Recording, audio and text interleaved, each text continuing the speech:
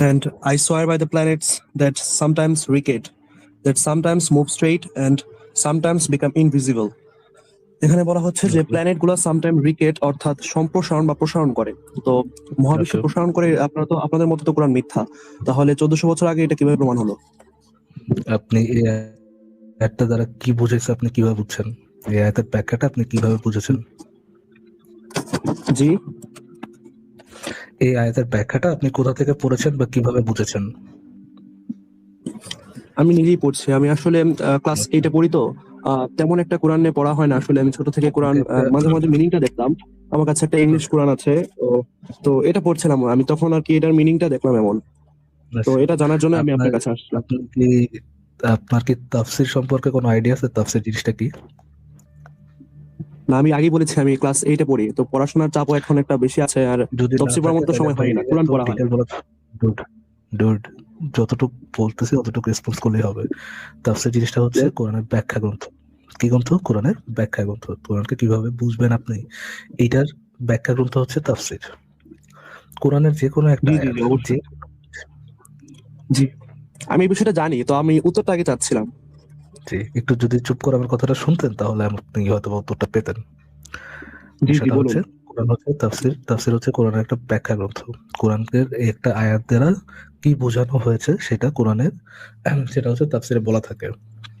নাও আপনার যদি কোরআন থেকে আপনি কোনো একটা লাইন পড়ে কোনো কিছু একটা বুঝেন, এটা যে কোনো কিছু হইতে পারে। আপনি আক্ষরিক ব্যাখ্যা, আক্ষরিক অর্থ নিলেন, যেইটা নেন, যেই আপনি ব্যাখ্যাটাই নেন, কোন একটা আয়াত থেকে যেই বুঝটাই আপনি নেন, ওই বুঝটা সঠিক বুঝ কিনা সেটা জানার জন্য আপনার যে জিনিসটা পাওয়া লাগবে সেটা হচ্ছে আপনার তাফসীর পাওয়া লাগবে। যে আপনি ধরেন কোরআন থেকে বুঝলেন যে কোরআনে মহা সম্প্রসারণের বিষয়ে কিছু একটা বলা আছে। মোহাম্মদ কি আসলেও মহা সম্প্রসারণ ব্যাপারে কোনো কিছু একটা বলছে কিনা, বা মোহাম্মদের সাহাবারা এই জিনিসগুলো কিছু বুঝছে কিনা, নাকি আপনার কোরআন সম্পর্কে ব্যাখ্যা মোহাম্মদ থেকে ডিফারেন্ট, এই জিনিসটা জানার জন্য কি করা লাগবে? আপনার তাফসীর পড়া লাগবে। আপনি আগে এই বিষয়, আপনি আগে কোনো অনলাইন থেকে কোনো একটা তাফসীর নাম, যে কোনো তাফসীর হতে পারে, ইবনে কাসির, জালালাইন তাফসীর গুলো হতে পারে, ক্লাসিক্যাল তাফসীর গুলো আপনি পড়তে পারেন। পড়ে ওই আয়াতের তাফসীরটা বের করবেন। বের করে দেখবেন যে আপনি যেই সায়েন্সটা খুঁজে পাচ্ছেন কোরআন থেকে, ওই সায়েন্সটা অ্যাকচুয়ালি মুহাম্মদের 14 গোষ্ঠী সাহাবা এরা কেউ বুঝেছে কিনা। আপনি কি আমার কথা বুঝতে পেরেছেন নাকি আমি আবার রিপিট করব? না, আপনি তফসিলের কথা বলছিলেন, কিন্তু আমি আপনার কাছে সরাসরি প্রশ্নটা করেছি যে I swear by the planets that আচ্ছা, রিকেট। আমি প্ল্যানেট যা বলেছি রিকেট একটু, করছে, আপনি রিকেট আমি যা অর্থটা জানেন? বলেছি, আমি যে কথাটা বলেছি আপনি কি বুঝেছেন নাকি বিষয়টা জি, জি, বুঝেননি? জি, অবশ্যই। আপনি তফসিলের কথা বলেছেন যে আমি আমার একটু কোরআন সম্পর্কে জানার জন্য তফসির পড়তে হবে, কোরআন সাহাবী কি বলছে, নবী কি বলছে এটা জানতে হবে। তবে আমি সরাসরি আপনাকে মিনিংটা জিজ্ঞেস করছি। আমি নবীর কথা বলছি না, সাহাবীর কথা বলছি। আপনি আমাকে মিনিংটা একটু করে পড়ে বলুন বা ব্যাখ্যা করুন। গান্ডোলাল যে বুঝতে না কি হয়। আচ্ছা ভাইয়া, পৃথিবীতে কোরআনটা সবচেয়ে ভালো কে বুঝেছে? আম, আমার মতে কারোর বোঝার কথা না নবী ছাড়া, যেহেতু তার উপর নাজিল করা হয়েছে। কারো বোঝার কথা না নবী ছাড়া। আচ্ছা, নবীর পরে কারা বুঝেছেন? তো আপনি হয়তো সাহাবীকে নির্দেশ করছেন, কিন্তু আমি আসলে সাহাবীদের কথা তেমন একটা মানি না। আমি আসলে হাদিস মানে আচ্ছা, হাদিসটাকে পছন্দ আপনি করি না বা আগে মানি না আপনি বলতে পারেন। আপনি বলেন আর কি। আপনি একটু আগে একটা কথা বললেন যে কারো বোঝার কথা না নবী ছাড়া, রাইট? আমি Yes. যদি আপনার এই কথাটা নেই যে কারোই বোঝার কথা না নবী ছাড়া, তাহলে আপনি কোরআন থেকে আপনি যে বুঝটা নিলেন, এই বুঝটা যে সঠিক বুঝ এটা তো আপনি নিজেই অস্বীকার করতেছেন যে আপনার বুঝ আপনিও সঠিকভাবে বুঝেন না এই বিষয়টা, তাই না? না, আমি তো আপনাকে বলছি, আমি তো কোরআন সম্পর্কে জানি না। আমি খালি এই লাইনটা পড়েছি, এটা ব্যাখ্যাটা আপনার কাছে চাচ্ছি। যদিও আপনি এটা দিচ্ছেন না, বারবার অন্য কথাই ঘোরাচ্ছেন।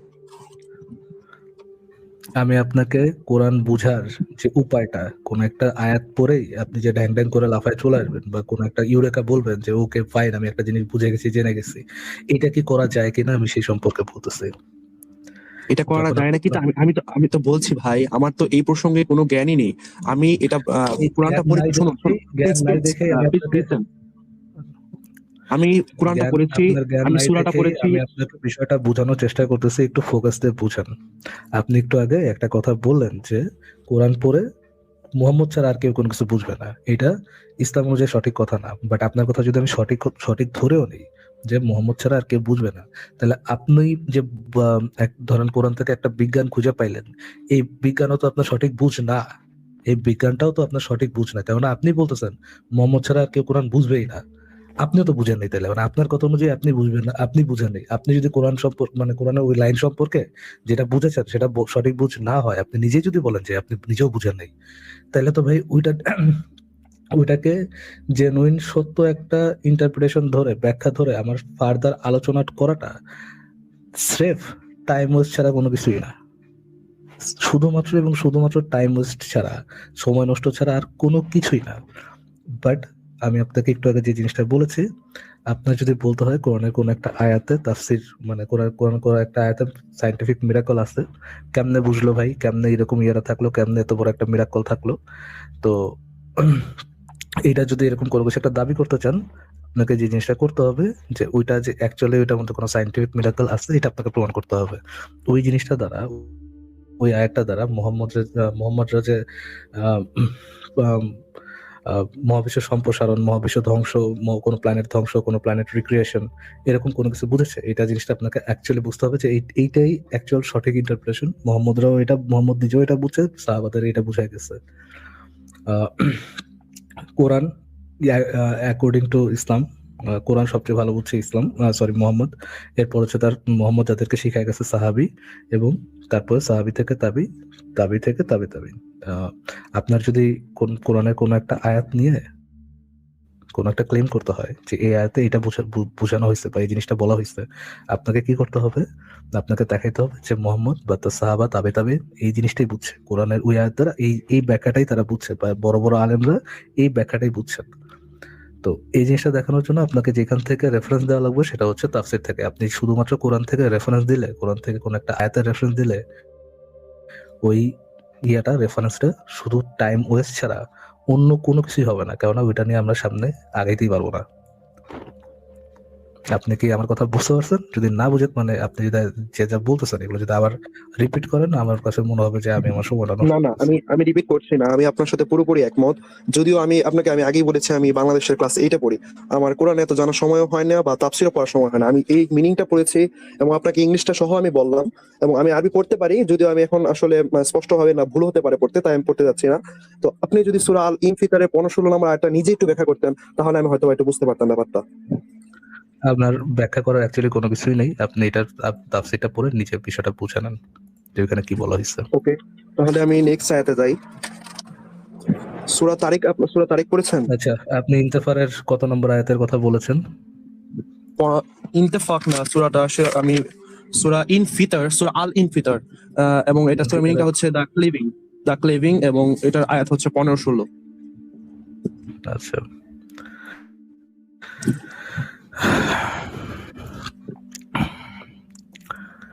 লেটস সি, আমি আপনাকে তাফসীরটা বের করে দিই। 15-16, রাইট? দেখেন আমি আপনাকে সংক্ষিপ্ত একটা তাফসীর বের করে দিই, আপনি এখান থেকে পড়ে নিতে পারবেন। 82 নম্বর সূরা তো, রাইট? জি জি, সূরা আল ইনফিতার।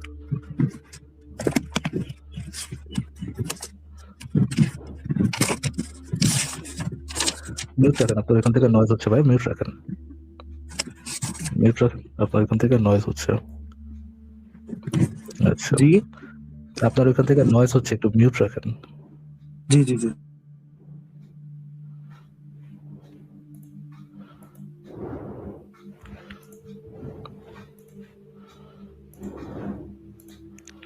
আচ্ছা, এইটা হচ্ছে 15 নম্বর আয়াত, 82 নম্বর সূরার 15 নম্বর আয়াত, দেখা যাচ্ছে? জি দেখতে পাচ্ছি। আচ্ছা, এখানে 14 নম্বর আয়াত থেকে যদি আমরা যাই, আর নিশ্চয় অন্যায়কারীরা থাকবে প্রজ্বলিত আগুনে বা জাহান্নামে, তারপরে কি বলা, তারা সেখানে প্রবেশ করবে প্রতিদান দিবসে। ওকে, কর্মফলের দিন তাদেরকে ওখানে প্রবেশ করানো হবে। আর 16 নম্বর আয়াতে বলা হচ্ছে, আর তারা সেখান থেকে অনুপস্থিত থাকতে পারবে না, বা তারা সেখান থেকে কখনো উধাও হয়ে যেতে পারবে না। কি সায়েন্টিফিক মিরাকল পাইলেন ভাই এটার মধ্যে? ভাই আপনি কোনটা বের করছেন বলেন, আমি সূরা আল ইনফিতারের কথা বলেছি, এবং মক্কি সূরা 19 নম্বর আয়াত এবং রুকু আছে একটা, এই সূরাটা দেখেন। সূরা এখানে কি দেখা যাচ্ছে আল ইনফিতর? জি জি জি 82 নম্বর সূরা, 82 নম্বর সূরার 15 নম্বর আয়াতের কথা বলছেন, তাই তো? আপনি পড়েন তো ভাই 15 নম্বর আয়াতে কি বলা? আমি পড়বো, জি, আমার বই থেকে পড়বো, আমি তো কোরআন একটা ইংলিশ কোরআনে বসছি, সেখান থেকে পড়বো। এখানে পড়েন স্ক্রিনে ভাই। আপনি কোন বই থেকে কি আব্দুল্লাহ বলছেন সেটা তো আমি বুঝতে পারতেছি না, আপনি এখান থেকেই পড়েন, স্ক্রিনে দেখেন। ও, তো এখানে সেখানে লেখা আছে তারা সেখানে প্রবেশ করবে প্রতিদান দিবসে, কর্মফলের দিন তারা তাতে প্রবেশ করবে, তারা কর্মফলের এখানে দিনে তাতে এখানে প্রবেশ তারা, করবে। এখানে তারা বলতে কাদেরকে বোঝানো হচ্ছে আমি আপনাকে দেখাই দিই। নিশ্চয় অন্যায়কারীরা থাকবে প্রজ্বলিত আগুনে, যারা পাপী বা অন্যায়কারী তাদের কথা বলা হচ্ছে। তারা সেখানে জি জি প্রবেশ করবে, মানে অন্যায়কারীরা জাহান্নামে প্রবেশ করবে প্রতিদান দিবসে বা আখিরাতে হচ্ছে তারা কোথায় প্রবেশ করবে? জাহান্নামে প্রবেশ করবে। জি। ওকে, তারপরে তারপরে আয়াতটা পড়ুন। পরে বলা হয়েছে আর তারা সেখান থেকে অনুপস্থিত থাকতে পারবে না, তারা সেখানে কখনো উধাও হয়ে যেতে পারবে না, তারা ওটা থেকে অন্তরিত হতো। প্লিজ ওয়েট, আমি সিওয়াটা বের করি একটু, আমার উল্টা পাল্টা লাগছে। বছর plus Zilzal 300।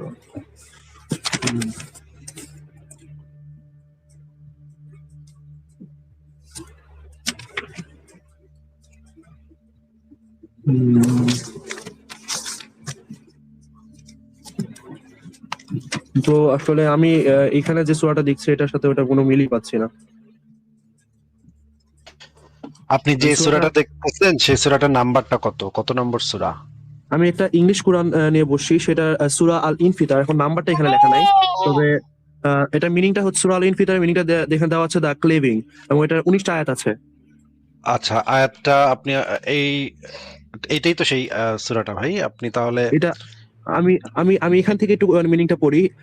I swear by the planets that sometimes recede, that sometimes move straight and sometimes become invisible. এটা আপনি এই অনুবাদ কোথায় পেয়েছেন? এটা মানে প্রকাশনীটার নাম বলেন এটা তো। হচ্ছে সূরা আল কুরআনুল কারীম, এটা হচ্ছে Tarjuma e Shaikhul Hind, the English translation of Tarjuma e Shaikhul Hind. আচ্ছা, আপনার কি ইন্টারনেট তো চলে তাই না? জি জি জি quran.com নামক ওয়েবসাইটটা তো নাম শুনেছেন নাকি? জি জি শুনেছি। quran.com একটু আরেকটা ট্যাবে ঢুকে একটু 82 নম্বর সূরার 14-15 নম্বর আয়াতে চলে যান, আপনি নিজেই দেখেন যে এখানে কি আছে। quran.com, তারপরে 82 নম্বর সূরা। আপনি আপনি চাইলে আমি স্ক্রিনে বের করতে পারি।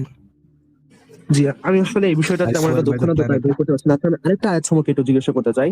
না, এটা সেটা শেষ হচ্ছে না সূরা, হওয়া পর্যন্ত এটা শেষ না হওয়া পর্যন্ত আমরা আরেকটা আয়াতে যেতে পারবো না ভাই। আপনি আগে এটা একটু ক্লিয়ার করেন আমাদেরকে যে আপনি যেটা আমি খুঁজতেছেন, আপনি নাম যেই সূরা বলেছেন আমরা ফারাজ ভাই সেটাই বের করেছে। তারপর আপনি বলছেন যে এখানে ভিন্ন। তাহলে তো আপনি বের করে দেখান আমাদেরকে। না আমি quran.com আমি আপনি আপনার আরেকটা ট্যাবে খুলে আমাদেরকে একটু দেখান। আমি আসলে তো এই বিষয়টা তেমন একটা দক্ষ না, তো আমি কিভাবে না, বের না, করবো সেটা বুঝতে পারছি না। কোনটাতে দক্ষ না? আপনি ওয়েবসাইট আচ্ছা, ব্রাউজ করতে পারেন আপনি না? ওয়েবসাইট না, মনে ক্লাস 8 এর ব্রাউজ করার পর কি করবো, কিভাবে শেয়ার করবো, এটা পারি না আসলে। আচ্ছা ঠিক আছে, আমি নিয়ে আসছি। আচ্ছা, এখানে দেখা যাচ্ছে, স্ক্রিনটা দেখা যাচ্ছে। আচ্ছা, এটা এটা হচ্ছে এটা আয়াত সংখ্যা কি 19? এটা আয়াত সংখ্যা কি 19? 82 নম্বর সূরা। এটা কি দেখা যাচ্ছে? 82 নম্বর সূরার 1 নম্বর আয়াত দেখা যাচ্ছে। জি জি। আচ্ছা, এটা পরের সূরাটা কি সূরা মুত্তাফিফিন? তাহলে আমি একটু মিলাতে পারবো আর কি। হ্যাঁ, মুত্তাফিফিন। ও, তাহলে তাহলে এটাই তাহলে এটাই। আচ্ছা, 82 নম্বর সূরা কত নম্বর আয়াতের 15 কথা আর বলেছেন? 16 নাম্বার আয়াত, 15 আর 16। 15 আর 16। আচ্ছা আচ্ছা, এটা যে quran.com, এটা তো কোনো তো সন্দেহ নাই আপনার নাকি? না না, আমি সন্দেহ কেন করবো, আমি তো কোরআন নিয়েই বসে আছি, এটা কোনো সন্দেহ, কোনো 82 অবকাশ নম্বর নেই তো। সূরার 82 নম্বর সূরার 15 নম্বর আয়াত পড়েন ভাই, এখানে কি লেখা? And they will enter to burn their on the day of recompense. কর্মফলের দিন তারা তাতে প্রবেশ করবে, তারা কর্মফলের দিন প্রবেশ করা হবে। তারপরে 16 নম্বরে 16 নম্বর লেখা আছে আর তারা সেখান থেকে কোথাও উধাও হয়ে যেতে পারবে, তারা ওটা অন্তর্হিত হতে পারবে না। তো আচ্ছা, কই এমন গেল কোনো ভাই? লাইন কি এই সূরাতে আছে?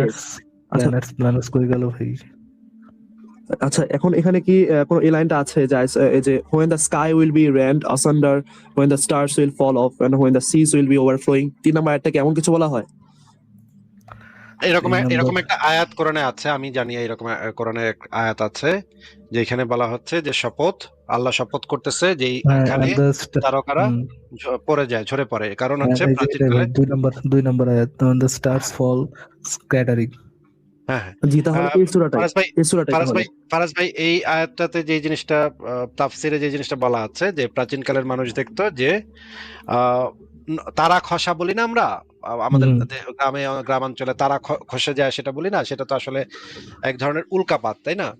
কিন্তু জি, জি। মোহাম্মদ আসলে এই জিনিসটা জানতো না। মোহাম্মদ ভাবতো যে আসলেই বোধহয় তারা খুইসা পুইরা যায়, হ্যাঁ, আকাশে ঝুলা থাকে তারা, এটা মনে হয় মাঝে মাঝে ঠাস করে খুইলা পুইরা যায় উপর থেকে। এই জিনিসটা মোহাম্মদ এবং তার সমসাময়িক আরব অঞ্চলের মানুষরা ভাবতো। যদিও গ্রিসে তার বহু 500-600 বছর আগে মানুষজন এই নক্ষত্র কি, উল্কা কি, এগুলোর পার্থক্য তারা বুঝতো। গ্রিসের মানুষরা বুঝতো।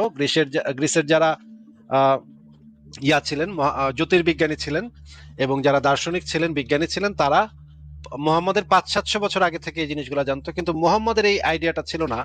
সে ভাবতো আকাশ থেকে যখন তারা খসতেছে, এটারে ভাবতো সে, এটা মনে হয় আহ তারাই আসলে মানে মানে নক্ষত্রই আসলে বিক্ষিপ্ত ভাবে ঝরে পড়তেছে। তখন এইগুলা দেখে সেই কোরআনের আয়াত ডাউনলোড করে ফেলাইছে যে যখন তারাকাগুলা ঝরে পড়ে, মানে যেখানে ঝরে পড়ে সেই স্থানের কসম। এইভাবে আল্লাহ বেশ কয়েক জায়গাতে এই জিনিসটা বলা হয়েছে। এবং একই সাথে আরো যে জিনিসটা এইটার ব্যাখ্যাতে যে জিনিসগুলা বলা আছে যে আল্লাহ পাক নাকি আসমানে আহ ফেরেস্তাদের, প্রথম আসমানে যে ফেরেস্তারা থাকে তাদেরকে তাকদীর পাঠান, হ্যাঁ, তো ভবিষ্যতে কি হবে সেটা লিখে পাঠান। তখন জিনেরা নাকি একটার উপরে একটা চড়ে, একটার উপরে একটা চড়ে চৈরা নিকটবর্তী আসমান পর্যন্ত, মেঘের উপর পর্যন্ত কান পাইতা শুনতে থাকে ফেরেশতাদের ভিতরে কি কথাবার্তা হচ্ছে। এটা হয় তখন আল্লাহ কি করে, এই তারাগুলাকে ছুঁড়ে মারে, মানে ক্ষেপণাস্ত্রের মতো ছুঁড়ে মারে জিনদের উপরে, শয়তান জিনদের উপরে। তখন নিচের যে জিনটা আছে সেই জিনটা ঠাস করে পড়ে যায়। তখন পুরা যে লম্বা লাইন ধরে যে তারা একটার উপর আরেকটা উঠছিল, যেগুলো সব করে ধাম ধাম করে নিচে পড়ে যায়। এই আয়াতে সেই জিনিসটাই বলা হয়েছে। আমি যে জিনিসটা বললাম সেই জিনিসটা একটু এক্ষুনি আমি প্রমাণ করে দিব। আমি কোরআন, হাদিস, তাফসীর সব কিছু থেকে এই জিনিসটা একটু পরে প্রমাণ করে দিব। আপনি একটু আমাদেরকে আগে একটু দেখান যে দুটি প্রশ্ন নামে যিনি যুক্ত হয়েছেন, আপনি এই আয়াত পরে কি বুঝেছেন বা আপনি ওই ব্যাখ্যাটা কোথায় পেয়েছেন সেটা একটু আমাদেরকে বলেন। আচ্ছা, আমি, আপনারা কি জাকারিয়া কামাল নামে কাউকে চিনেন? একটা ওই যে সিগারেট খায় যে একটা লোক, মানে একটু পাগলা টাইপের। জি, জি, জি। আমি আসলে ওনার ভিডিওগুলো দেখতাম এবং খুব দারুণ ভাবে তার ভিডিও দেখে ইনফ্লুয়েন্স আচ্ছা হয়েছিলাম। আচ্ছা, উনি তো তো তার কোনো একটা ইসলামের, ভিডিওতে আমি, উনি এক সেকেন্ড, উনি তো কোনো ইসলামের স্কলার না, তো ওনার জি, জি, জি, একটু অবশ্যই। পাগল। আচ্ছা ভাই, আপনি অ্যাকচুয়ালি তার নামও জানেন? আমি মানে ওই যে মারা যাওয়ার পরে আমি দেখলাম যে ফেসবুকে ও কয়েকজন মারা গেছেন? লেখালেখি, আচ্ছা আচ্ছা আচ্ছা হ্যাঁ, আচ্ছা আচ্ছা। মারা যাওয়ার পরে কয়েকজন লেখালেখি করছে, তখন আমি এই না, ফারাজ ভাই এই লোক আমার সাথে বিতর্ক করার জন্য অনেকদিন পিছনে পিছনে ঘুরছে, হ্যাঁ, আমার সাথে নাকি বিতর্ক করবে সে। সে হচ্ছে ওই যে ফেস দ্য পিপল পেজের সাগর ভাই, সাগর সাহেব, ওনার সাথে যোগাযোগ করছে যে আমি সে নাকি আমার সাথে বিতর্ক করতে চায়। And সাগর এসে আমারে বলতেছে যে আপনার সাথে একজন ব্রিগেডিয়ার আছে জাকারিয়া কামাল, উনি বিতর্ক করতে চায়। আমি বলে এই লোক আবার কে? আমি তো উনি চিনিও না, ব্রিগেডিয়ার নামও না, শুনি। সরি, উনি ব্রিগেডিয়ার ছিলেন না, উনি কর্নেল ছিলেন। আচ্ছা, কি ছিলেন আমি তো জানি না ভাই। আমাকে সাগর সাহেব যেটা বলছে আমি আপনাদেরকে সেটা বলতেছি। আমাকে ব্রিগেডিয়ার বলছে, আমি আপনাদেরকে ব্রিগেডিয়ার বলতেছি। আমি তো জানি না যে উনি কর্নেল না ব্রিগেডিয়ার না মেজর, কিছুই আমি জানি না। এখন ওই যে সাগর সাহেব আমাকে বলতেছে ব্রিগেডিয়ার, উনি একজন ব্রিগেডিয়ার এটা বলতেছে, এবং বলতেছে আপনার সাথে আপনার সাথে বিতর্ক করতে চায়। আর আমি বললাম যে আমি তো চিনিও না, নামও শুনিনি জীবনে। আচ্ছা ঠিক আছে, আমি একটু খুঁজে দেখি। তখন আমি প্রথম তার একটা খুঁজে দেখলাম, দেখি ফেসবুকে, ইউটিউবে সে ভিডিও বানায়, বিড়ি খায় আর কি কি জানি বলে। হ্যাঁ, একদিন শুনতে গিয়া আমি বলি যে এই পাগল, মানে পাগলাগারদ থেকে ছাড়া পাইলো কেমনে?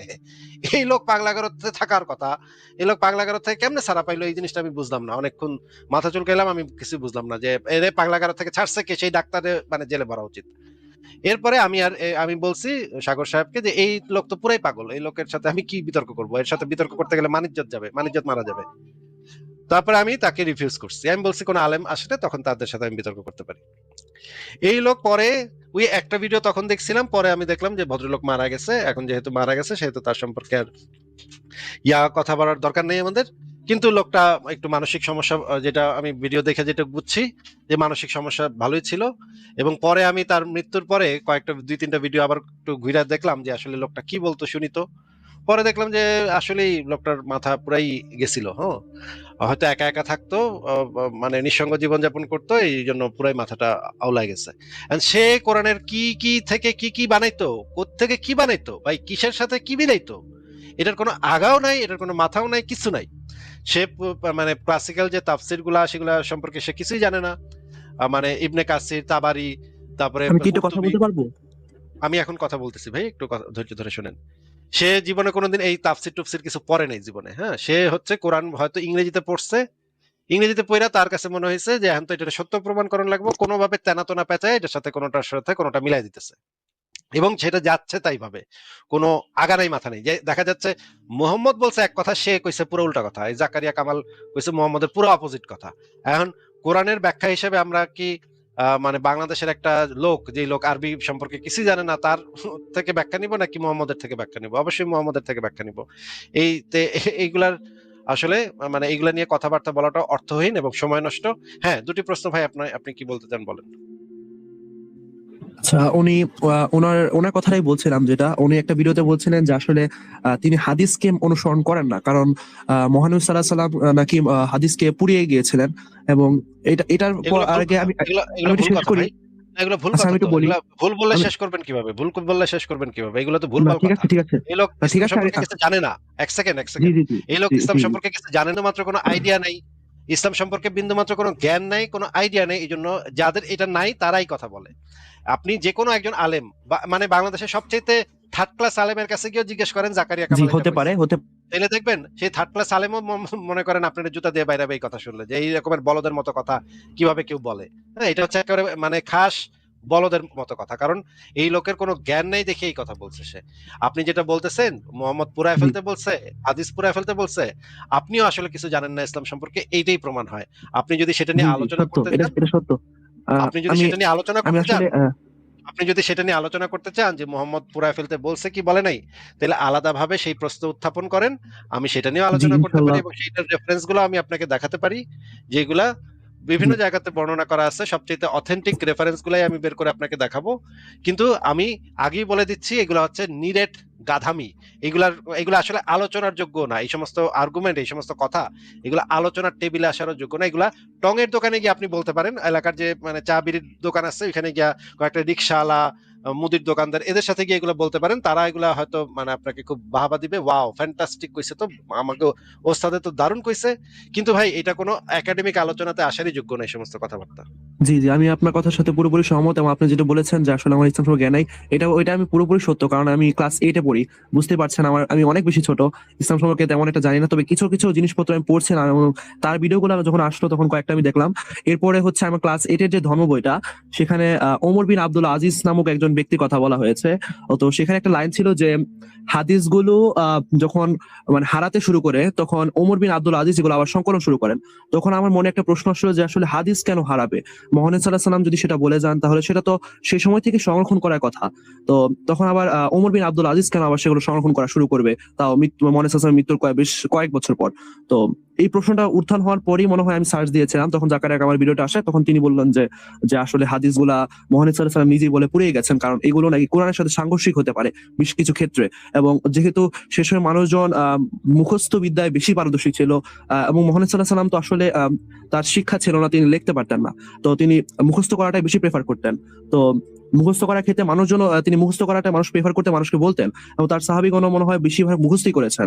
তো মুখস্থ করার ক্ষেত্রে দুইটা সাংঘর্ষিক হতে পারে, বা হাদিস এবং কোরআনটা মিলে যেতে পারে, এটার আশঙ্কা মহানবী সাল্লাল্লাহু আলাইহি ওয়াসাল্লাম করেছিলেন। এবং তিনি মৃত্যুর পূর্বে নাকি হাদিসগুলো পুড়িয়ে যান, এবং পুড়িয়ে যাওয়ার পরে হয়তো বা যে ওমর বিন আব্দুল আজিজের সময়।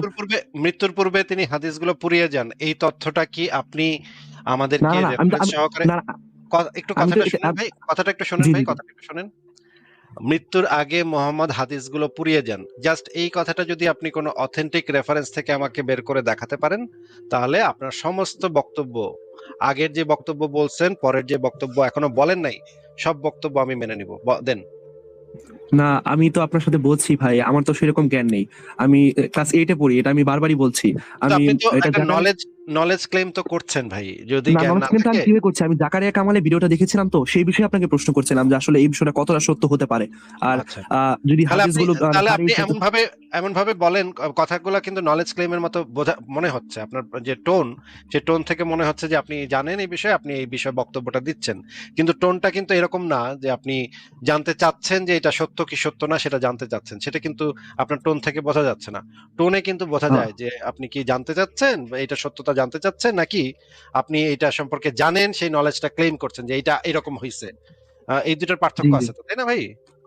জি জি হয়তো বা আমার টোন আপনি কিভাবে বলেছে আমি আসলে নিজে বুঝি না, আমি তেমন ভাবে গুছিয়ে কথা বলতে পারি কিনা সেই বিষয়ে আমার কোনো ধারণা নাই। তার জন্য আমি জিজ্ঞেস করছিলাম যে আসলে আসলে হাদিস পুরানো হয়েছিল কিনা বা সেগুলো আচ্ছা কোরআনের সাথে সাংঘর্ষিক হয়েছিল কিনা সেই সময়। আচ্ছা, আপনাকে আমি বলে দিচ্ছি যে প্রথম যুগে, মুহাম্মদের সময় যখন প্রথম যুগ ছিল, সেই সময় কোরআনকে শুধুমাত্র লিখিত আকারে লেখা হইতো, কারণ মানুষজন ছিল কম, মুহাম্মদের সাহাবী ছিল কম। তখন শুধু কোরআনে ওহী লেখক ছিল। ওহীগুলা যেগুলা আসতো, মুহাম্মদ যে যে সোকল্ড ওহী, সেগুলা মুহাম্মদ কিছু লোক রাখছিল সেগুলো লিখে রাখতে। তখন সেই লোকেরাই আবার তার হাদিসগুলাও লেখা শুরু করে দিছিল। তখন মুহাম্মদ তখন তাদেরকে বলছে, তোমরা কোরআনের সাথে সাথে হাদিসও লিখো না, তাইলে বোঝা যাবে না যে কোনটা হাদিস আর কোনটা কোরআন, এই দুইটা মিলা যাবে, হ্যাঁ, এই দুইটা মিক্স হয়ে যাবে। জি কারণ কারণ হচ্ছে কোরআনের ভার্সও যেরকম, হাদিসের ভার্সও একই রকম, কাছাকাছি, হ্যাঁ। জি জি জি মানে হচ্ছে গিয়ে কোরআনেও যে এরকম ভাবে নাজিল হইতো, হাদিসে একই ভাবে, এবং টোন, অনেক হাদিসের টোন, অনেক হাদিসের ছন্দ, সবকিছু মনে হইতো যে এটা কোরআনের আয়াত। তখন আর বোঝা যেত না, মানে কোনটা মুহাম্মদ বলতেছে আর কোনটা আল্লাহ বলতেছে, এটার কোনো পার্থক্য তখন তৈরি হইতো না, মিলা যাইতো। এখন এই সমস্যার কারণে মোহাম্মদ এটা নিষেধ করে দিছে, তোমরা হাদিস, আমার কথা, আমার বক্তব্য লিখো না। যেটা আমি বলবো যেটা কোরআনের আয়াত, শুধুমাত্র সেটা লিখবা, আর যেটা আমি বলবো না সেটা তোমরা লিখবা না। কিন্তু কিছুদিন পরে দেখা গেল, মদিনা যাওয়ার পরে বেশ কিছুদিন পরে দেখা গেল তার অনেক সঙ্গী সাথী হয়েছে। তখন মোহাম্মদ দুইটা গ্রুপ তৈরি করলো। একটা গ্রুপের দায়িত্ব হইলো কোরআনকে লিপিবদ্ধ করা, আরেকটা গ্রুপের দায়িত্ব হইলো হাদিসকে লিপিবদ্ধ করা। এবং মোহাম্মদের যে সবচাইতে ঘনিষ্ঠ যে কয়েকজন ব্যক্তি ছিল, তাদের ভিতরে একজন হচ্ছে আনাস বিন মালিক, হ্যাঁ। তিনি হচ্ছে মোহাম্মদের একদম দাসের মতো ছিল, সবসময় সাথে সাথে থাকতো। মোহাম্মদ যখন টয়লেট করতে যাইতো তখন বদনা নিয়ে পিছনে পিছনে যাইতো সেই আনাস। আরেকজন ছিল আবু হুরায়রা। সেই আবু হুরায়রাও ছিল মোহাম্মদের অত্যন্ত কাছে, সবসময় পাশে বসে থাকতো। মোহাম্মদ যখনই কোনো কথাবার্তা বলতো, সে পাশে বসে বসে তাকায় থাকতো মোহাম্মদের দিকে। এই দুইজনকে মোহাম্মদ হাদিস লিখতে বলছিল স্পেশালি, এবং এরা দুইজন হাদিস লিখে রাখতো, এবং তারা একজন একটা কাগজে লিখে রাখতো। আনাস যে, সে একটা কাগজে লিখে রাখতো। পরবর্তী সময়ে আনাস বলতেছে যে আমরা দুইজনই মোটামুটি হাদিসটা লিখে রাখতাম, এর ভিতরে আহ ও লিখে রাখতো আর আমি মুখস্থ করতাম। আমি আবু হুরায়রা, আমি মুখস্থ ভালো পারি, আমি মুখস্থ করতাম। এই জিনিসগুলা মোহাম্মদকে একবার সে এসে জিজ্ঞাসা করছে যে আমি হাদিসগুলা লিখে রাখি, আমি কি হাদিসগুলা লিখে রাখতে পারি? তখন মোহাম্মদ বলছে, হ্যাঁ, সেই সত্তার কসম যার হাতে এই জীবন, আমার মুখ থেকে যা বাইর হয় তার প্রত্যেকটা কথা সত্য, তুমি এগুলো লিখে রাখো। তখন তাকে সেই হাদিস লেখার অনুমতি দেয়া হয়েছে। হাদিস লেখার অনুমতি পরবর্তীতে দেয়া হয়েছিল। আপনি যেটা জানেন, আপনি যেটা শুনেছেন, সেটা হচ্ছে একটা খণ্ডিত বক্তব্য। সেটা প্রথম যুগে যখন, মানে মুহাম্মদের সাহাবীর সংখ্যা কম ছিল, সেই সময়ের কথা আপনি জানেন। এবং আপনাকে যে জানাইছে, সেও চালাকি করে প্রথম ওই ঘটনাটা আপনাকে জানাইছে, যেন সে হাদিসের কারণে তার তো সমস্যা হয়, এই কারণে সে যেন সমস্যার মধ্যে না পড়ে, হাদিসটাকে যেন বাতিল করা যায়, এই জন্য সে ইচ্ছাকৃত ভাবে পরের ঘটনাটা আপনাকে আর বলে নাই, আগের ঘটনাটা বলছে। আপনি আমাকে হ্যাঁ, আপনি করে না বললে পারেন, কারণ আমি আপনার থেকে অনেক বেশি ছোট হব। আপনি তুমি করে বললে আমি বেশ খুশি হব। তো আমি প্রশ্নটা করতে পারি? আপনি সবাইকে আপনি করে বলি, একমাত্র আমার মানে একদম পরিবারের সদস্য ছাড়া সবাইকে আমি আপনি করে বলি। আপনি যদি সেই বিষয়ে রেফারেন্স জি গুলা জি দেখতে চান, তাহলে আমি আপনাকে রেফারেন্স গুলা বের করে দেখাতে পারি। আপনি ভালো হয় যে আপনি না, যদি ধন্যবাদ ধন্যবাদ। সংশয়.com এ ঢুকে, আমি বিশ্বাস করেছি না আমি না, আপনার কথা আমরা বিশ্বাস চাই করেছি, না, সমস্যা নেই, কোনো আমরা প্রমাণ চাই না, লাগবে না। আমরা চাই না কেউ আমার কথা বা কারো কথা বিশ্বাস করুক। আমরা সবসময় চাই আপনি যেটা শুনবেন সেটা নিজে বই ঘেটে যাচাই করে দেখবেন যে আমি যে জি জি জি রেফারেন্সটা দিয়েছি অবশ্যই। সেটা ভ্যালিড রেফারেন্স কিনা, সেটা সঠিক কিনা, সেটা সত্য কিনা, আমি কি বানায় বানায় কিছু বলছি কিনা, বা আমার বক্তব্যটা আবারও বারবার ভেরিফাই করবেন। আপনার কাছে তো জি চ্যাট জিপিটি আছে, চ্যাট জিপিটি, গ্রক, জেমিনি, জি জি জি এগুলো তো আছে নাকি নাকি জি জি জি আমি যে আছে। কথাগুলো বললাম, সেই কথাগুলো আজকে রাতে আপনি এই চ্যাট জিপিটি বা এইগুলাকে গিয়ে জিজ্ঞেস করবেন যে আমাকে একজন বললো এটা এটা এটা, এই বিষয়ে তুমি কি বলো। তখন দেখবেন সে জি আপনাকে অবশ্যই। উত্তর দিবে। সেটার সাথে ভেরিফাই করবেন আমার কথা। কখনো কারো কথা অন্ধভাবে বিশ্বাস করবেন না। অন্ধভাবে সেটা তো বিশ্বাস অবশ্যই। করাটার বিরুদ্ধেই আমরা কাজ করি, যেন কেউ কোনো কথা অন্ধভাবে বিশ্বাস না করে। সেটাই আমাদের মূল কাজ। আমাদের মানে আলাপ আলোচনার মূল কাজই হচ্ছে এটা, যেন কেউ কাউকে অন্ধভাবে বিশ্বাস না করে। আপনি যদি আমার লাইভে এসে বলেন যে ভাই আপনার কথা আমি বিশ্বাস করছি, লাগবো না, তাহলে সেটা না আমাদের না মূলনীতির বিরুদ্ধে যায়। আমাদের মূলনীতি হচ্ছে আপনি যেন নিজে যাচাই করে দেখেন। হ্যাঁ, বলেন আপনার কি কোনো আপনি কি রেফারেন্স গুলো জি দেখবেন নাকি নিজে পড়ে নিবেন? না, আমি অবশ্যই আজকে রাতের ভিতরে চেষ্টা করবো পড়ার। আমি নেক্সট প্রশ্ন কি করতে পারবো? আচ্ছা বলেন। সূরা তারিকে বলা হচ্ছে আয়াত 6 এবং 7, he has been created from spurted water which spurts out from the between the backbone and the chest bones. অর্থাৎ মানুষ যে জন্মগ্রহণ করে, অর্থাৎ যে শুক্রাণু সাহায্যে, সেই শুক্রাণুটা পুরুষের ব্যাকবোন থেকে আসে। এটা আমি পরে পরবর্তীতে সার্চ করে আমাদের জানতে পেরেছি যে ব্যাকবোন না, বাম, মানে পিঠের হাড়, মেরুদণ্ডের হাড় এবং বক্ষপাজরের মধ্যবর্তী স্থান থেকে আসে। ওইখানে যে শব্দটা আছে সেটা হচ্ছে মধ্যবর্তী স্থান, মানে বুকের যে পাজর আর যে জি মানে জি জি ওইটার মাঝখান থেকে আসে, এটা ওইখানে বলা হয়েছে মাঝখান থেকে নির্গত হয়, এই জিনিসটা ওইখানে বলা যিনি আছে। হয়। জি জি। তো এই জিনিসটা আমি পরে সার্চ করে আমাদের জানতে পারলাম যে হ্যাঁ আসলে মানে শুক্রাণুটা কি আসলে জানতে পারলেন যে শুক্রাণু আসলে এখান থেকে বের হয়? এটা আপনি কোথা থেকে জানতে পারলেন ভাই? এটা তো অদ্ভুত কাণ্ড। তো আমি তো জানি যে শুক্রাণু অন্ডকোষ থেকে বের হয়। আপনি এটা কোত্থেকে জানলেন ভাই? কোন ছাগলে আপনাকে এই কথা বলেছে বলেন তো? দুটি প্রশ্ন, আপনার কথা শোনা যাচ্ছে না। আপনি একটু আবার একটু বলেন তো কোথা থেকে আপনি জানতে পারলেন? আমি গুগলে সার্চ করেছিলাম যে গুগলে which search, elements come from the. Google search তো কোনো অথেন্টিক সোর্স অফ ইনফরমেশন না। গুগলে যে কোনো মানুষ যে কোনো কিছু ইন্টারনেটে লিখতে পারে, সেই জিনিসটা গুগল সার্চ ইঞ্জিন, সেই গুগল কি করে সেই জিনিসগুলা আপনাকে এনে দিবে, সেই বিষয়ে লেখায় আপনাকে এনে দিবে। গুগল তো ভেরিফাই করার মতো কোনো জায়গা না যে গুগলে পেলাম। গুগলে তো অনেক কিছুই পাওয়া যায় ভাই। হ্যাঁ, গুগলে সার্চ তার করলে তো মানে অনেক। তার মানে কি এটা মিথ্যা হতে পারে? আমরা এখন দেখবো দুজন মিলে একসাথে টেস্ট করে দেখবো যে এটা মিথ্যা কি সত্য, সেটা আমরা একটু দুজন মিলেই দেখবো। আমরা একটা চ্যাট জিপিটি কে জিজ্ঞেস করব, বা গ্রক, এখন সবচেয়ে ভালো এআই চ্যাটবট হচ্ছে গ্রক। গ্রককে আমরা দুজন মিলে একসাথে জিজ্ঞেস করব যে জি জি। মানে এই যে বীর্য, মানুষের যে স্পার্ম, সেটা কোথা থেকে বের হয় সেটা আমরা শুক্রাণু, জি।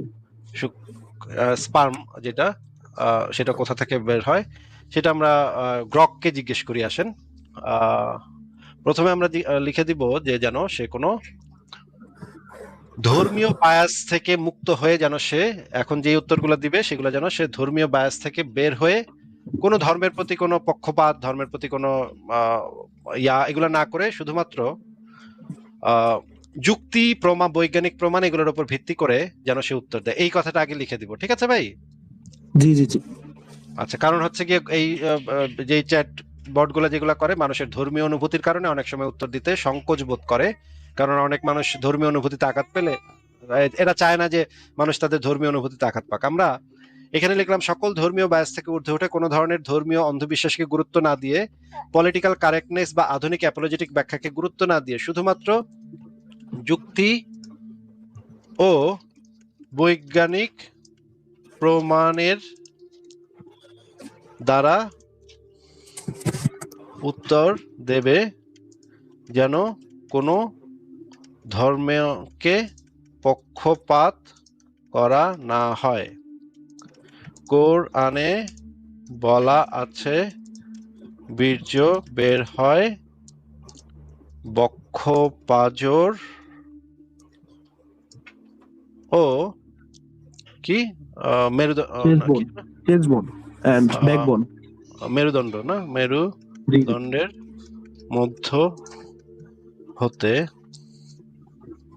আচ্ছা, বীর্য বানানটা ভুল করছি আমি, বানানটা সমস্যা, সে বুঝতে পারবে, দিয়ে দেন, সার্চ দিয়ে দেন, সমস্যা নেই। এটা বৈজ্ঞানিক ভাবে কতটা সত্য। আচ্ছা, ঠিক আছে, এবার আমি সার্চ করি, দেখি গ্রক কি উত্তর দেয়।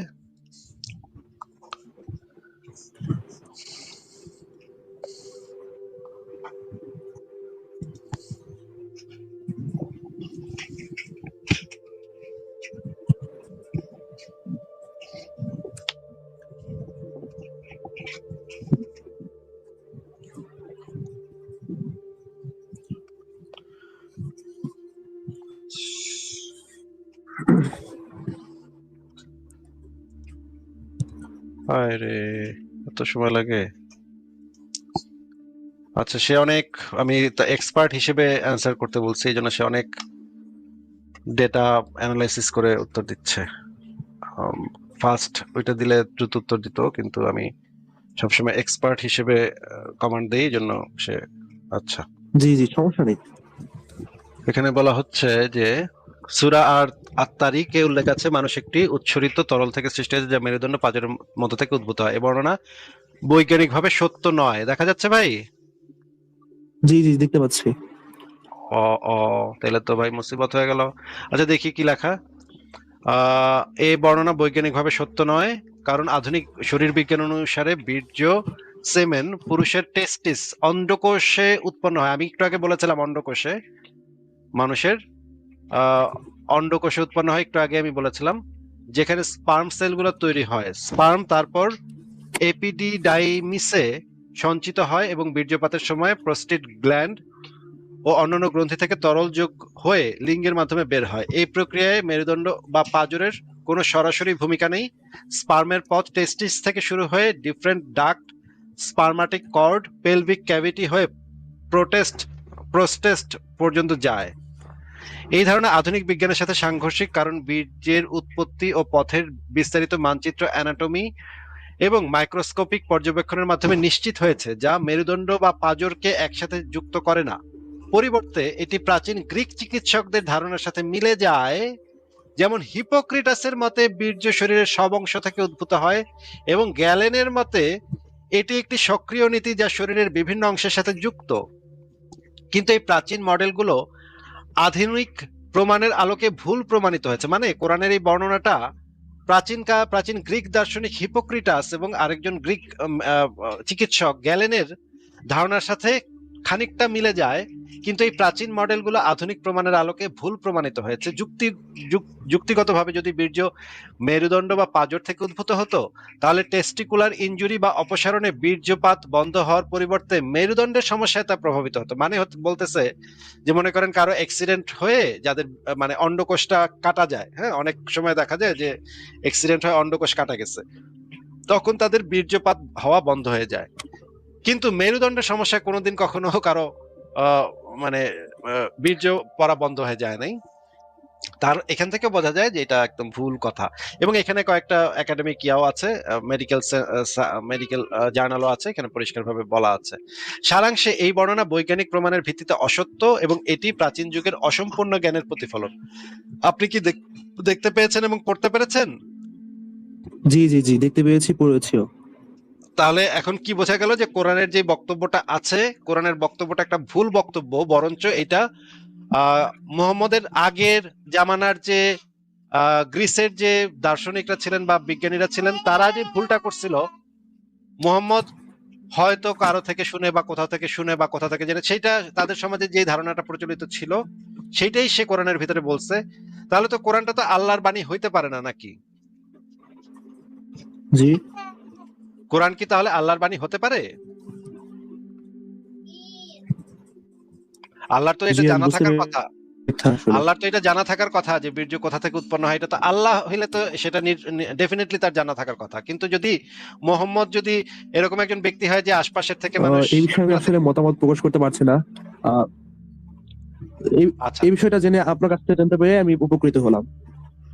আচ্ছা, আপনার কাছে তো আপনার কাছে যদি ফোন থাকে তাহলে তো আপনার কাছে এই জিনিসগুলো আছে, গ্রক, চ্যাট জিপিটি, জেমিনি, সবগুলাকে প্রথমে একটা কমান্ড দিয়ে নেবেন। আমি যে কমান্ডটা শুরুতে দিয়েছিলাম, সমস্ত ধর্মীয় বায়াস থেকে, ধর্মীয় পক্ষপাত থেকে ঊর্ধ্বে উঠে উত্তর দিতে হবে। কোনো ধর্মের প্রতি পক্ষপাত করা যাবে না, কোনো অন্ধবিশ্বাসকে পক্ষপাত করা যাবে না, শুধুমাত্র যুক্তি এবং প্রমাণের ভিত্তিতে উত্তর দিতে হবে। এই কমান্ডটা দিয়ে তারপর যে কোনো প্রশ্ন শুরু করবেন, দেখবেন চ্যাটবট গুলা এই কমান্ডটা দিয়ে নিলে তখন সে ঠিকঠাক ভাবে উত্তর দেয়। এটা যদি না করেন তাহলে অনেক সময় সে ভুলভাল উত্তর দেয় এবং অনেক আচ্ছা, সময়। আমি কি একটু একটা অনুরোধ করতে পারি? হ্যাঁ বলেন। তো আমি যে মিনিংটা দেখছিলাম, এখানে বলা হয়েছে যে which spurts out from the between the backbone.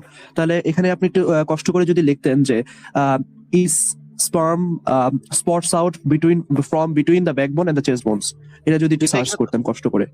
কিন্তু এখানে তো বলেই দেওয়া হয়েছে এটার সাথে কোনো ইয়াই নাই, এই প্রক্রিয়ায় মেরুদণ্ড বা পাঁজরের কোনো সরাসরি ভূমিকা নেই। স্পার্মের পথ টেস্টিস থেকে শুরু হয়ে different duct, spermatic cord, pelvic cavity হয়ে প্রোস্টেট পর্যন্ত যায়। এটা তো এখানে পরিষ্কার বলে দেওয়া আছে। আচ্ছা তারপরেও ঠিক আছে, আপনার ইসের জন্য আমি আবারও কি কি জিজ্ঞেস করবো আপনি বলেন, ইস লেখেন ইস। বাংলায় বলেন, বাংলায় বলেন। আমি তো আসলে এটা ইংলিশ কোরআনে বসেছি, এখন বাংলায় আচ্ছা স্পটস আউট আসলে মিনিংটা আমি জানি না, স্পটস আউট মানে কি আপনি বলতে পারবেন একটু কষ্ট করে? স্পটস আউট, আচ্ছা বাংলাতে আমি লিখতেছি, আপনি বাংলাতে পুরোটা বলেন কি। Is sperm spots out from between the backbone and the chest bones?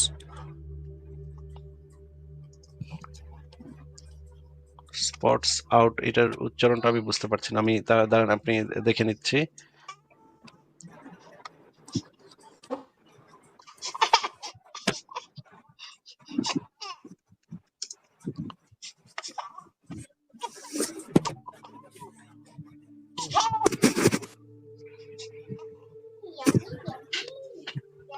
আচ্ছা ফারাজ ভাই আপনি কি আহ, একটু কথা বলবেন, আমার এই যে ছেলেটা একদমই অস্থির করে ফেলতেছে আমাকে। হ্যাঁ আমাকে কি শোনা যাচ্ছে? হ্যাঁ শোনা যাচ্ছে। ফারাজ ভাই আপনি কি ফ্রি আছেন? হ্যাঁ হ্যাঁ ভাই, ফ্রি আছি। আমার একটু সমস্যা হয়েছে, বাট মোটামুটি ফ্রি আছি আচ্ছা ভাই। আচ্ছা, কি সমস্যা হয়েছে আবার? সমস্যা হয়েছে মানে কি, ওই মানে নেটওয়ার্কের ঝামেলা হয়েছে আর কি একটু, হয়তো আমার কথাটা ঠিক মতো শোনা যাচ্ছে না। সমস্যা নেই, ওগুলো ডিল করা যাচ্ছে ভাই। আচ্ছা তাহলে আপনি একটু কি ওনাকে একটু বের করে দেখাবেন, এটা গ্রককে একটু জিজ্ঞেস করবেন যে এই জিনিসটা কি বলে। আমি তো টাইপই করতে পারতেছি না, বা ইয়া ভাই দুটি প্রশ্ন ভাই, আপনি আমাকে প্রাইভেট চ্যাটে একটু টাইপ করে দেন তো, আমি টাইপও করতে পারতেছি না কারণ আমার কোলে আমার ছেলে, সে আমাকে টাইপ করতে দিচ্ছে না আসলে। হ্যাঁ আচ্ছা আমি কি তাহলে ইংলিশটা লিখে দিব এখানে মেসেজ হ্যাঁ বক্সে? প্রাইভেট চ্যাট বক্সে আপনি ইংলিশটা লিখে দেন। জি জি জি।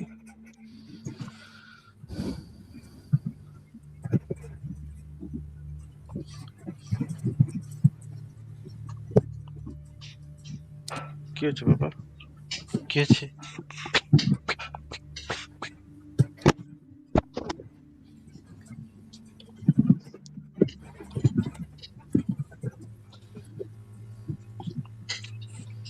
স্পাউট আউট, যে আমি লিখেছি। আচ্ছা আমি দেখতেছি দাঁড়ান। আচ্ছা ঠিক আছে, আমি এটা কপি করে এটা আমি ইজ হবে না, ডাজ হবে, ডাজ স্পার্ম স্কোয়াড আচ্ছা আউট। গ্রক বুঝে নিবে না, অসুবিধা নেই, ক্লাস 8 পরে চলে। ঠিক আছে এটা আমি দিচ্ছি, দেখি কি বলে। আচ্ছা ব্লকে করতেছে।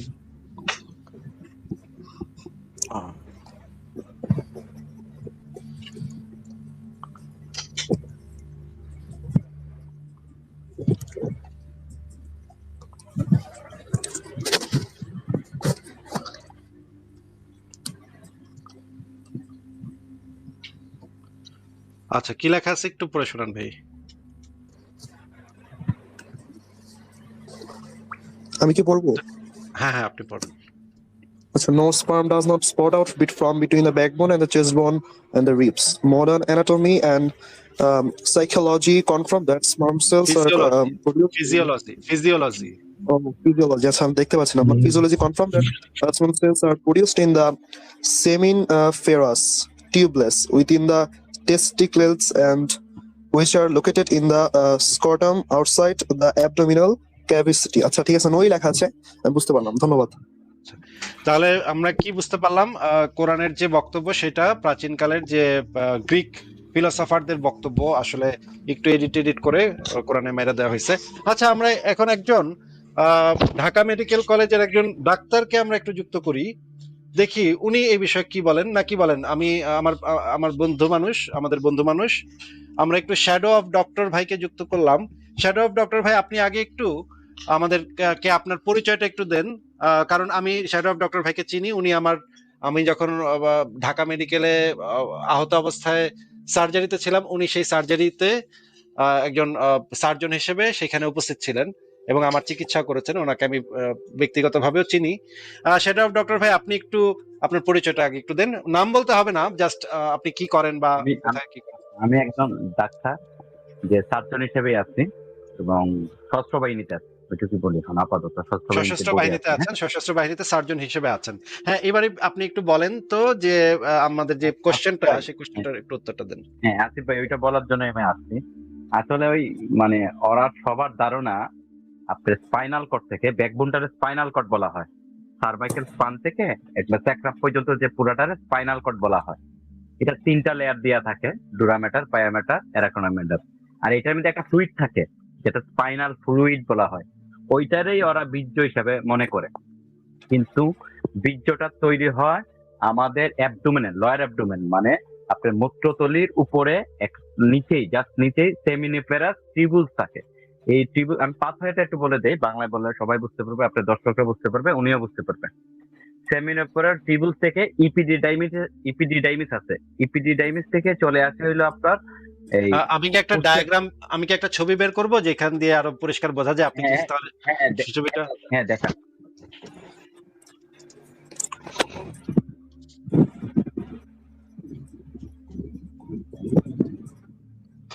আচ্ছা, আমি একটু ছবিটা বের করি, তারপর আমরা দেখবো যে এখানে কোন জায়গাটাতে থেকে বের হচ্ছে সেই জিনিসটা আমরা একদম সরাসরি ইসের থেকে দেখবো।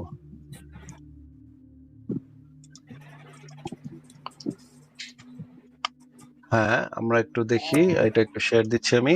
যদিও ছবিটা একটু মনে হতে পারে একটু অ্যাডাল্ট ছবি, কিন্তু এটা তো আসলে আমরা একটা জিনিস জানার চেষ্টা করতেছি। আমরা একটু দেখবো। ভাই আপনি বলেন তাহলে কোন জায়গাটা সম্পর্কে কি বলছেন, আপনি বলেন। শ্যাডো অফ ডক্টর ভাই বলেন। হ্যাঁ, শোনা যাচ্ছে? হ্যাঁ, একদম। আচ্ছা, আসিফ ভাই খুব সুন্দর একটা ছবি দিয়েছেন, নাইস। ছবিটা দেখেন আপনি, এই ব্লাডারের পাশে সেমিনাল বেসিকল আছে, সেমিনাল বেসিকল। হ্যাঁ, বেসিকলের পাশে আছে ইজাকুলেটরি ডাক্ট। যখন আপনার পেনিসটা ইজেক্ট হয়, এই ইজাকুলেটরি ডাক্টটা কনস্ট্রাকশন করে, তখন ওই স্পার্মটা সামনে ফ্লো হয়। দেখেন ইউরেথ্রা আছে, ইউরেথ্রাল গ্ল্যান্ড আছে, বাল্বো ইউরেথ্রাল গ্ল্যান্ড আছে, পাশে একটা প্রোস্টেট গ্ল্যান্ড আছে। প্রোস্টেট একটা গ্ল্যান্ড, এটা একটা মানে থলির মতো, মেয়েদের যেমন ইউটেরাস থাকে, মানে পুরুষদের এই ইয়ে থাকে, প্রোস্টেট গ্ল্যান্ড থাকে। এই দেখেন প্রোস্টেট গ্ল্যান্ড থেকে দেখেন একটা বাল্বো ইউরেথ্রাল গ্ল্যান্ড ইউরেটার দিয়ে আপনার পেনিসে চলে যাচ্ছে। খেয়াল করতেছেন? উনিও হয়তো খেয়াল করতেছেন। পেনিসে গিয়ে, পেনিসে কিন্তু 3টা লেয়ার থাকে, এই যে দেখাচ্ছে পেনিসটা, এই পুরো পেনিসটার 3টা লেয়ার থাকে, ভ্যাজাইনালিস, এলবোনিস আর ইয়োটা। আচ্ছা, নিচে দেখেন আবার ওইটার একটু স্কুটাল স্যাক, নিচে যখন ওই পেনিস থেকে চলে গেল, স্কুটাল স্যাকের মধ্যে আমাদের টেস্টিস থাকে, যে এই টেস্টিসটার কাজ হইলো বীর্যটা উৎপন্ন করা। এই টেস্টিসের কাজে হইলো বীর্যটা উৎপন্ন করে ওই পাথওয়ে আবার সেই গ্ল্যান্ডের মাধ্যমে রিপ্লেস করা। দেখেন আপনি যে পিকচারটা দেখাইছেন, এই পিকচারটা একটা ইন্টারনাল পিকচার, আর যেটা বাইরে ছিল ওই যে ব্যাকবোন যেটা বলা হয়েছে স্পাইনাল কর্ড, এটা কিন্তু এক্সটার্নাল, পিছনে। এটার সাথে এটার কোনো সম্পর্কই নাই। ওরা যদি স্পাইনাল ফ্লুইডটারে যদি বীর্য হিসাবে বলে, আর এই মানে বীর্যটা যদি এই গ্ল্যান্ডে, আপনি পোস্টের গ্ল্যান্ডে না আসলে কখনোই বীর্য স্পার্ম তৈরি হবে না। এখন স্পাইনাল কর্ড থেকে আমাদের শুধুমাত্র নার্ভ গুলো আছে, কোনোদিন কোনো ভেসেল আছে না, কোনো কিছু আছে না, যেটার সাথে এটা সংযোগ হওয়ার কোনো স্কোপেই নাই। স্ট্রাকচারালি, অ্যানাটমিক্যালি কোনো স্কোপ নাই, মানে কোনো মতেই পোস্টের গ্ল্যান্ডের সাথে স্পাইনাল কর্ডের সংযোগ হওয়ার কোনো নার্ভ নাই, ভেসেল নাই, আটারি নাই, বেইন নাই। তাহলে ব্যাকবোন থেকে কিভাবে এই আপনার এই সেমিনিফেরাস টিউবুলে পাম্পটা আসে? আসিফ ভাই। আচ্ছা, দুটি প্রশ্ন ভাই, আপনি কি মোটামুটি ক্লিয়ার হয়েছে নাকি আপনার আরো কোনো কনফিউশন আছে?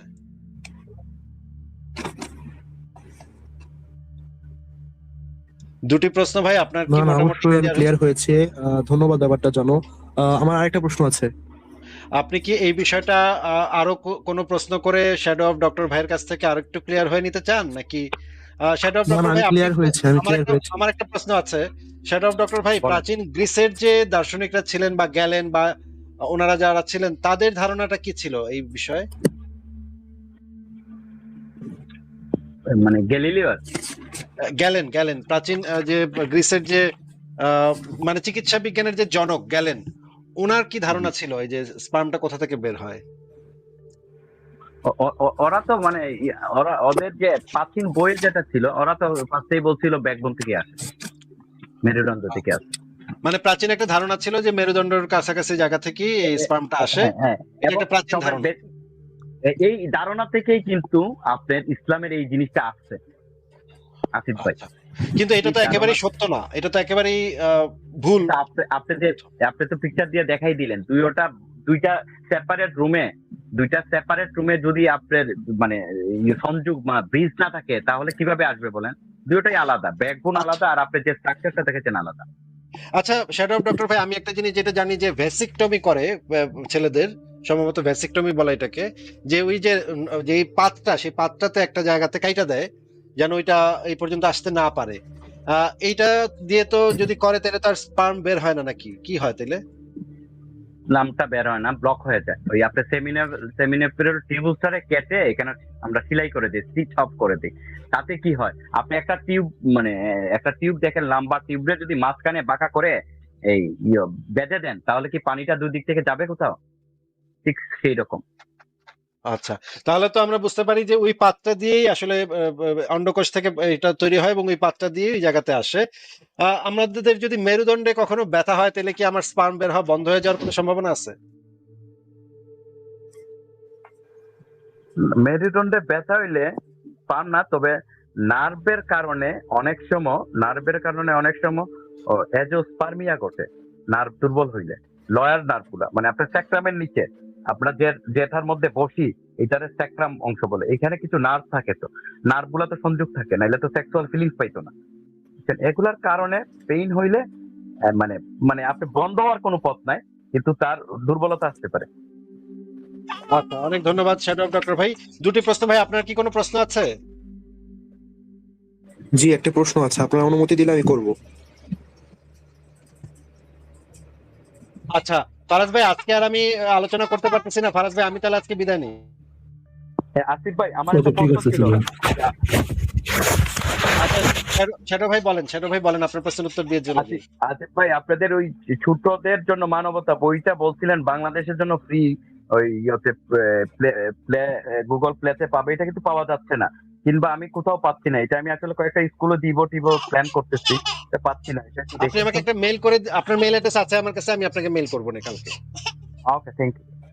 ঠিক আছে শ্যাডো ভাই, ভালো থাকেন, আপনাকে বিদায় জানাই। ফারাজ ভাই, আমি তাহলে বিদায় নিই। ওকে, ঠিক আছে আসিফ ভাই, গুড নাইট আসিফ ভাই। গুড নাইট তাহলে। আরে বাচ্চারা কি আমি কি আমার জি, প্রশ্ন করব? হ্যাঁ হ্যাঁ ভাই বলেন।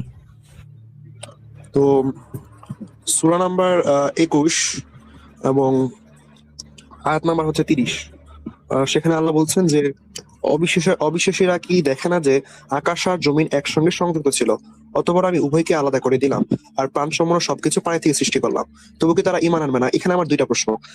আল্লাহ প্রথম যে কথাটা বলেন যে আকাশ আর জমিন একসঙ্গে সংযুক্ত ছিল, আমরা জানি যে বিগ ব্যাং হওয়ার পূর্বে পুরা মহাবিশ্ব বা যা কিছু ছিল তা একটা বিন্দুতে ছিল, এবং ওই বিন্দুটা বিস্ফোরণ হওয়ার পর প্রসারণ শুরু হয়, যা এখনো চলছে।